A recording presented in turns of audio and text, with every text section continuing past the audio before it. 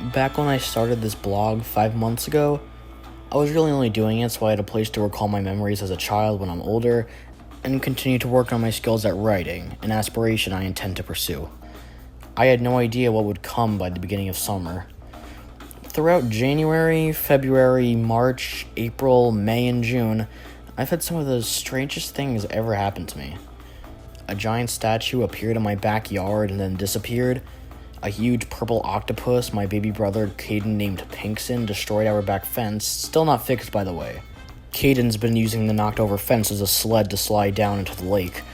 My mom, good friend Fred Mixom, and I almost died in a gas station robbery but were saved by a huge bird with even bigger talons. I had to talk to a gopher hybrid on Easter, and finally we got a serial killer in town roaming the night.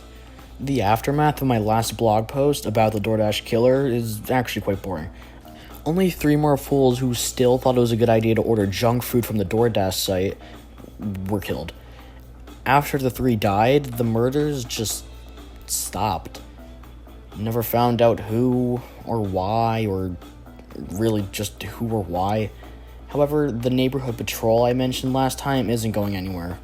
On June 1st, the town reopened since the 2 corona patients made full recoveries. My dad, among others, still thinks this was a horrible idea and refused to leave our house until the state says it's okay. That's highly unlikely since Barmwich is pretty much cut off from the rest of the world, let alone the state of North Carolina. Anyway, with the town reopened, all the adults went back to work, and surprisingly, all of us kids went back to school. Even though our state canceled all schools for the rest of the year, like I said, Barmwich is basically cut off from the rest of the state, and we pretty much have our own government. But for all you obsessive teachers who love school way too much, I know some of you read my posts, thanks to your "you should be in school instead of writing this" comments. We didn't do anything of importance in the classroom, you see. There were no finals, we finished up all the learning for this year in Google Classroom. School for this month was literally just a big venue for kids to come and hang out at half of the day. Oh yeah, I forgot. The rest of school were half days, making it even more pointless to show up in the first place. Sorry, that was a really long off-topic thing about school. I just realized that now. Like I stated earlier, the town reopened on the 1st, the unofficial neighborhood watch and our mayor calling for a town meeting that night. Almost everyone I've seen around town throughout my entire life were there. Dad and the other superstitious guys who were afraid of corona were the only ones who didn't come. Not wanting to die, as my father had said while I put my shoes on. He's a little dramatic. Fred and his dad were there too, along with Carly and her parents. They all sat near us, of course, Fred and Carly meeting each other for the first time. The town meeting was basically just Mayor Brent making the unofficial neighborhood patrol the official neighborhood patrol. The leader of the group, Saul Bigston, last name Bigggston, is the most alt-right Republican you'll ever get. He wears camo 24/7, claims to own over 50 firearms, has a thick red beard, overweight, eats steak, and has barbecues way too much. Everyone in town can smell them. He despises Democrats and liberals, saying that they will end the world. Let's just say my parents stopped inviting him and his family to parties a few years back. Now, yes, my parents and I are Republicans too, but we're not hardcore about it, and my parents rarely ever talk politics, at least around me. Anyway, Saul asked any fellow Republicans, he made that part very clear, to sign and join up with the patrol. Carly's dad, Lewis or something, actually joined. So yeah, now every night we have people driving up and down our street, and Carly's dad and some other guy knocking on our door 3 times a night, asking if we're all okay. But now, on to the main part about this post. My 11th birthday was coincidentally on the last day of school, June 19th.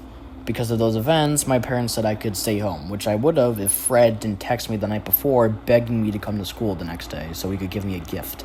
For context, Fred and his dad were planning on taking a trip upstate for 2 weeks to visit family, and they were leaving as soon as Fred got back from school on the final day. If you're wondering why he couldn't have just mailed it to me or drop it off at my house on the way out of town, it's because Saul and his discount militia somehow convinced Mayor Brent to not let any mail be delivered for the month of June, claiming a bomb threat or something came in. It's stupid and weird, but then again, so is this town, and so is Saul. So reluctantly, I agreed to come to school. Oh, how I wish I hadn't. When I got to school, Fred was waiting outside the school building, holding a purple box with a blue bow on it. It looked like something he would give to his Valentine. "Hey, Nick," he called out. I sighed and walked over, wondering what could possibly be inside. "Happy birthday, man," he said before handing me the box. "Hey, thanks, Fred. But what is this?" I asked while taking it. He smiled and said, "Just open it later." "Why not now? Just save it for later." I nodded and put it inside my backpack. Inside the school, loads of kids were goofing off on their phones or throwing paper at the walls, the hall monitors not even trying to stop them. To be honest, I don't think they even cared. Down the hall, I saw Carly and two of her new friends. I don't know their names, but I saw them talking to her at the town meeting.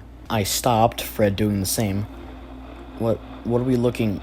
Oh, he said. I elbowed him, not letting him say some snarky comment about how we're in love or whatever.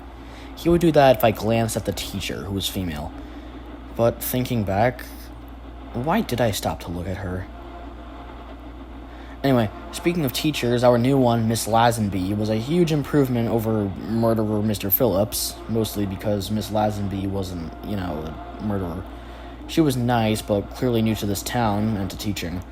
It was a really bad shame when the bell rung and the door shut and locked. All of the students turned since the door was always open, outside of monster lockdowns. That's when Mr. Phillips took the glass vase of rainbow roses, don't ask, and smashed it into Miss Lazenby's head. She fell to the ground, a puddle of blood forming under her head. Most of my classmates, including Carly, started to cry when they saw that, one of the female classmates screaming. Some didn't, out of pure shock, their mouths dropped and their eyes wide. Fred and I have seen people killed in front of us, the gas station, but this was different. Human-on-human murder is something I've never seen. Fred, who was sitting next to me, threw up on his desk while I teared up. I'm a man, I admit it. I wanted to vomit too, but I couldn't. I was too scared. Mr. Phillips was wearing a dirty white dress shirt and dirty black dress pants. His hair was long and wild too. He looked to us, a class of 22 fifth graders, 10 and 11-year-olds, saying, "Welcome back, class. You miss me?" No one answered. He probably expected that. "Anyway, I'll cut to the chase. Tell you all your homework." That's when he turned to me.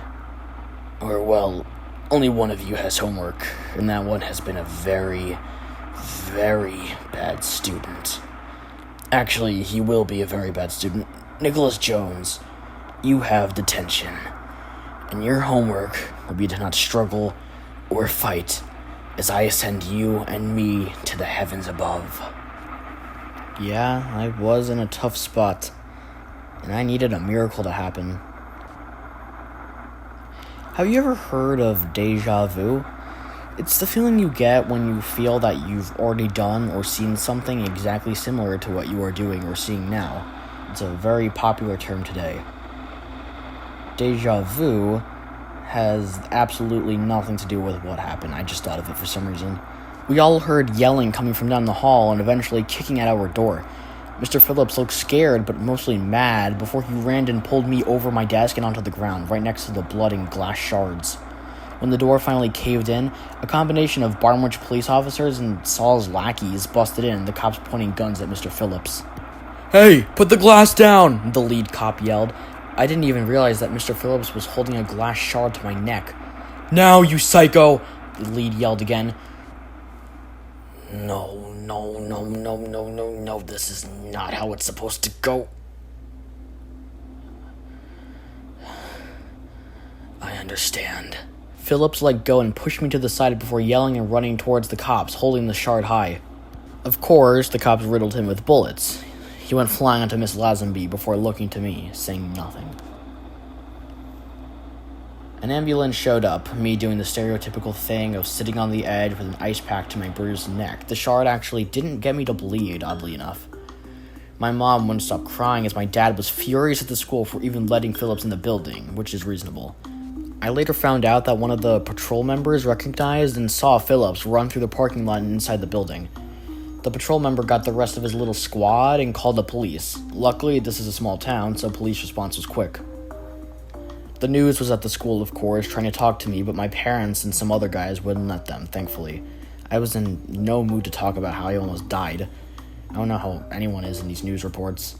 One thing I am thankful for is that I overheard the newswoman mention how I have a blog, which I guess explains the sudden massive followers I got on my birthday, so for all of you new guys joining, welcome.